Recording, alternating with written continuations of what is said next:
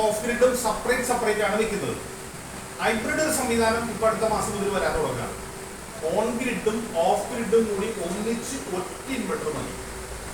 മനസ്സിലായോ? ഇപ്പൊ നമ്മൾ കാണുന്ന ബാറ്ററിയില്ലേ, അതിന് പറയുന്നത് ലെഡ് ആസിഡ് ബാറ്ററി, വെള്ളം ഒഴിച്ചു കൊടുക്കുന്ന ബാറ്ററിയാണ്.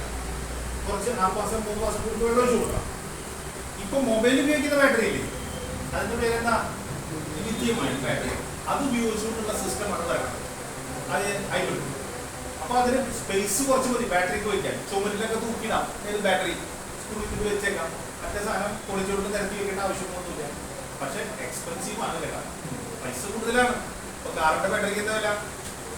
നമ്മൾ കാർ മേടിക്കുന്നില്ലേ, ആ കാറിന്റെ ഏറ്റവും കൂടുതൽ വിലയുള്ള സാധനം എന്നറിയോ? നമ്മുടെ ബാറ്ററി 4 ലക്ഷം രൂപ ബാറ്ററിയുടെ വില. ബാക്കിയുള്ളതെല്ലാം കൂടിയാണ് കാറിന്റെ വില വരുന്നത്. അപ്പൊ എന്ന് പറഞ്ഞാൽ ഇതിന് എത്ര 4.5 വരുന്നല്ല ഞാൻ പറഞ്ഞത്. ഇതിന് അതിനനുസരിച്ച് വില കൂടും. പക്ഷെ ഇതിന് വില കൂടും, നമുക്ക് സൗകര്യങ്ങളുണ്ട്, അതൊക്കെയാണ് അതിന്റെ ഗുണങ്ങൾ.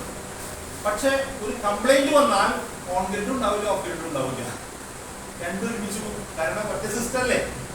സെപ്പറേറ്റ് വെക്കുകയാണെങ്കിൽ അത് കൂടെ എന്താ, ഒന്നല്ലെങ്കിൽ ഓൺ ഗ്രിഡ് അല്ലെങ്കിൽ ഓഫ് ഗ്രിഡ്, ഏതെങ്കിലും ഒരെണ്ണം ഉണ്ടാവും. ഓഫ് ഗ്രിഡ് കംപ്ലൈന്റ് ആയി ഓഫ് ഗ്രിഡ് റിപ്പയർ ചെയ്താൽ മതി, ഓൺ ഗ്രിഡ് ആണെങ്കിൽ ഓൺ ഗ്രിഡ് സർവീസ് ചെയ്താൽ മതി. അപ്പൊ അത് നമ്മളുടെ വ്യത്യാസം നിങ്ങളൊന്നും മനസ്സിലാക്കിയിരിക്കുക. ദെൻ നെക്സ്റ്റ് മന്ത് ഓൺവേർഡ്സ് നമുക്ക് ഹൈബ്രിഡ് കൂടി നമുക്ക് പ്രൊമോട്ട് ചെയ്യാവുന്ന അവസരത്തിലേക്ക് വരികയാണ്.